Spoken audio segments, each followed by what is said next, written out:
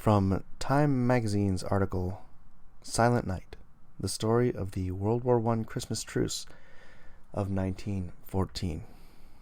On a crisp, clear morning 100 years ago, thousands of British, Belgian, and French soldiers put down their rifles, stepped out of their trenches, and spent Christmas mingling with their German enemies along the Western Front. In the 100 years since, the event has been seen as kind of a miracle, a rare moment of peace just a few months into a war that would eventually claim over 15 million lives. But what actually happened on Christmas Eve and Christmas Day of 1914? And did they really play soccer on the battlefield? Pope Benedict XV, who took office that September, had originally called for a Christmas truce, an idea that was officially rejected.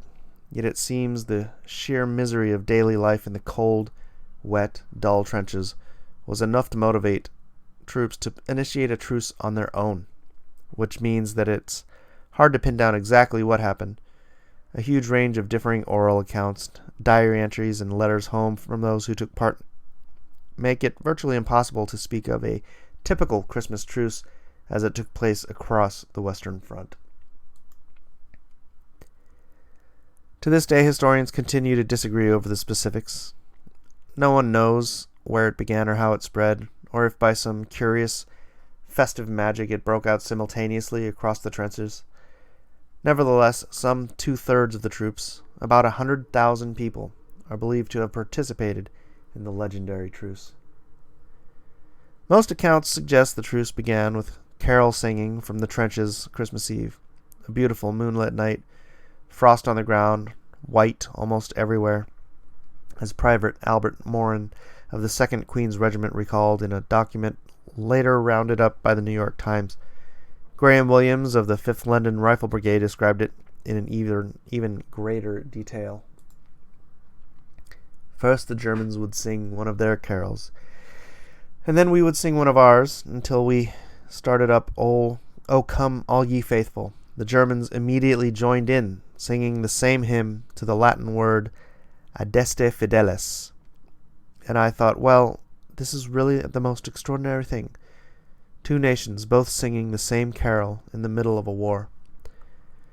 The next morning, in some places, German soldiers emerged from their trenches calling out "Merry Christmas" in English. Allied soldiers came out warily to greet them. In others, Germans held up signs reading, "You no shoot, we no shoot." Over the course of the day, troops exchanged gifts of cigarettes, food, buttons, and hats. The Christmas truce also allowed both sides to finally bury their dead comrades, whose bodies had lain for weeks in no man's land, the ground between the opposing trenches. The phenomenon took different forms across the Western Front. One account mentions a British soldier having his hair cut by his pre-war German barber. Another talks of a pig roast. Several mentions of impromptu kickabouts with makeshift soccer balls, although contrary to popular legend, it seems unlikely that there were any organized matches. The truce was widespread, but not universal. Evidence suggests that in many places firing continued, and in at least two truce was attempted. A truce was attempted, but soldiers attempting to fraternize were shot by opposing forces. And of course, it was only ever a truce, not a peace. Hostilities returned in some places later that day, and in others not until after New Year's Day.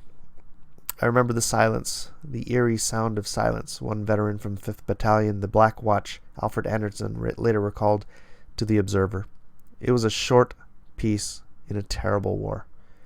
As the Great War resumed, it wreaked havoc, such destruction and devastation that soldiers became hardened to the brutality of war. While there were occasional moments of peace throughout the rest of the World War I, they never again came on the scale of the Christmas truce since 1914.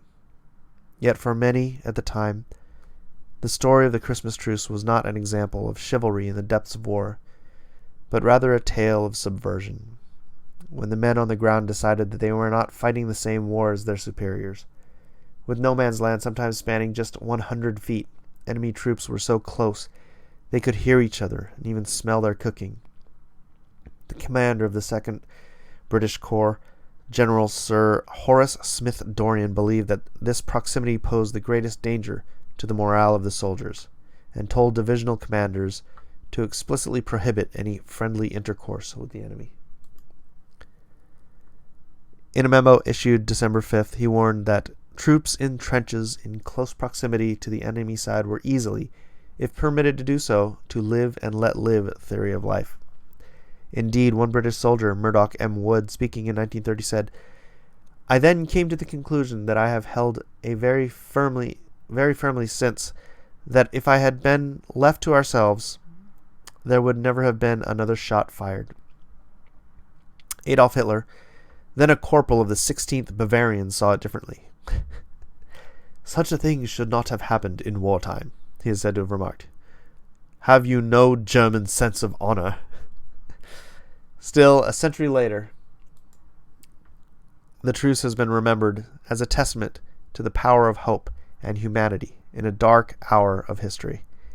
It has been immortalized and fictionalized in children's novels like Michael Forman's War Game, and in such films as Joyeux Noël and Oh, What a Lovely War, and even a controversial Christmas ad from this year from Salisbury's, a British supermarket chain. To mark this centenary this year, Prince William unveiled a memorial on December 12th, a metal frame representing a soccer ball with two hands clasped inside it.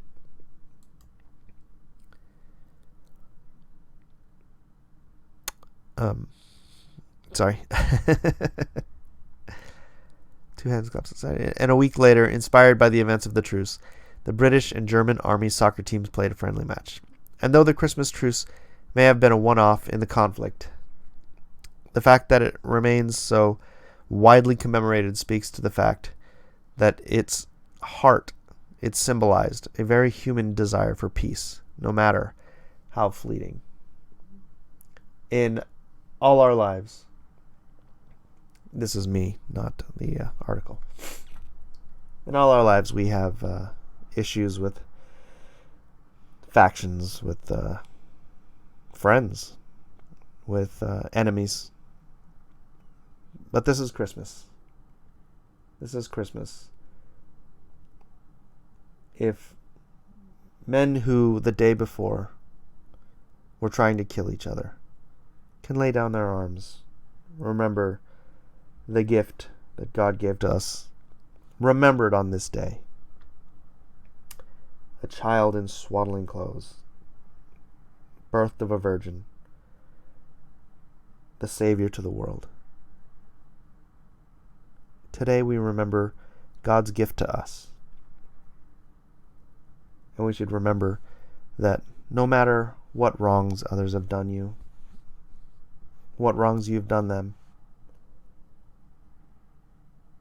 it doesn't really matter in the grand scheme of things. What matters is what God has done for us. Merry Christmas to all.